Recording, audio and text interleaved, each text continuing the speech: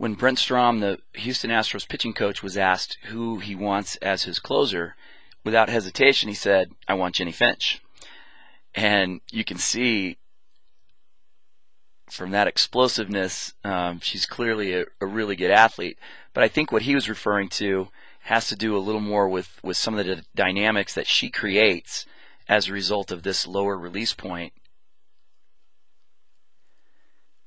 In her career, she's had some demonstrations where she struck out many major league players, including Barry Bonds. And on this particular day, she's facing a minor league player that was hitting over 300. Now, let's take a look at this line. This line represents how tall she is. So she's 6 feet tall, so 72 inches. And this line down here is just kind of a rough idea as to where the pitching rubber would be. So let's take a look in slow motion where she actually lets go of the pitch. You can see that she replants a little bit and then releases the ball somewhere out in here. And if we measure that, it's going to be a little over 2 feet off the ground. Maybe as close as or as high as 30 inches off the ground. So much different than the average of just around 6 feet off the ground for major league pitchers. So very different.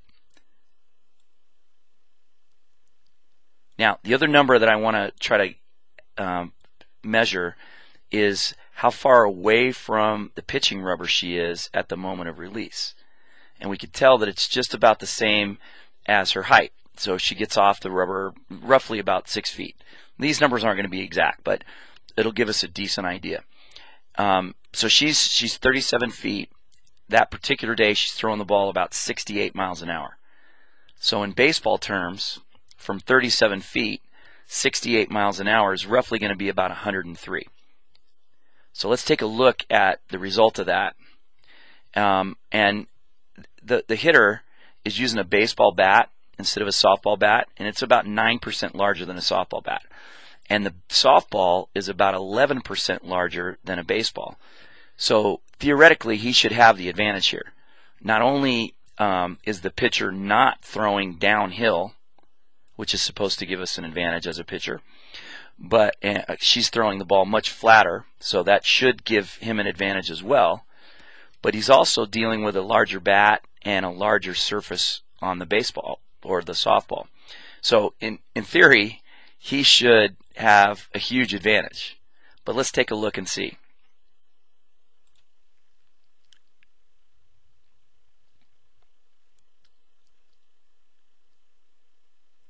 Now, he's clearly late on this, but if we take a look at and slow this down a little bit, we can actually tell, and I'm going to go back and I'm going to draw a line in that indicates what the pitch line is. So let's take a look at that. And we can see that the ball is traveling right down that pitch line. Now, where his barrel crosses that line, you can see that the barrel is below all the way till about here, somewhere in that range. But where the ball is at that moment is all the way back here. So if we measure his bat, and then we bring that bat length down into this area to try to get an idea how late he is probably just about, let's take that and move it. He is just about two bat lengths, I should say, away from how far that is. It's at least 6 feet. So that's how late he is on this pitch. Now, a couple reasons. One is the visual is very weird, very different. He's used to seeing it much more from an angle up going down as opposed to this flat pitch that he's seeing from her. But also the speed is probably about 10 miles an hour harder than he's used to seeing.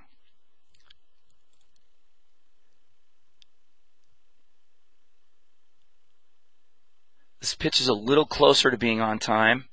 This one it's a little more of a sinker.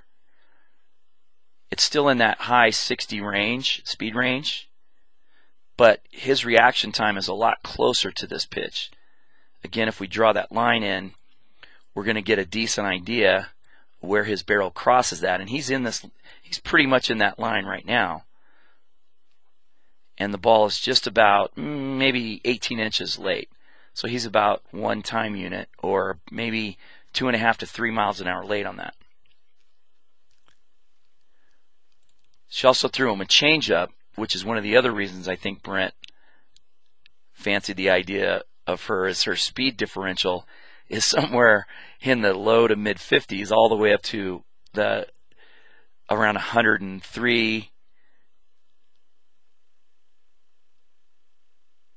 real speed. But that fastball that we saw early on, this is somewhere around 108 reactionary time.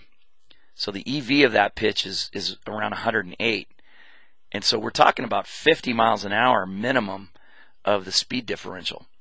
In fact, of the 11 pitches he saw that day in this little test, only one of them did he make contact. And that was this one that's probably about 6 or 8 inches away from his fingers on the smallest part of the barrel, and all he could do was foul it off straight down. So that was the only ball that he made contact on. And not to say that softball pitching can't be adjusted to by baseball players. Just the proving the point that Brent was trying to make, whenever you change the dynamic, and the couple dynamics that's happening here is A, the speed differential is much greater than he expected, and B, the pitch plane is so different.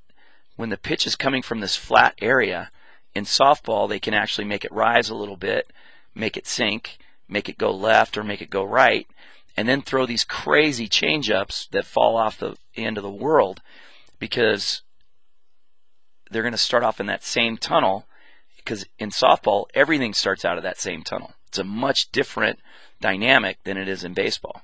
In baseball, when you release the ball, the higher you release it, the more obvious the breaking pitch is right out of the hand. But in softball, you really have to throw a bad changeup in order to have it not be in the same line as all your other pitches. So immediately, the deception is much greater in softball.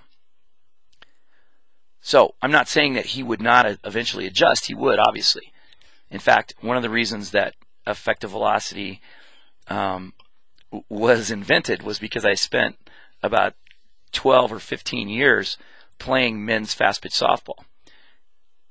And in men's fast-pitch softball, they throw about 3 feet further back than the ladies, but they're all the way up to 84 to 86 miles an hour from Little League distance. So we're talking well in excess of 120 miles an hour of effective speed. Crazy, crazy differential. But I think that kind of helps to answer the question as to why Brent would want Jennie Finch as his closer. And I don't blame him.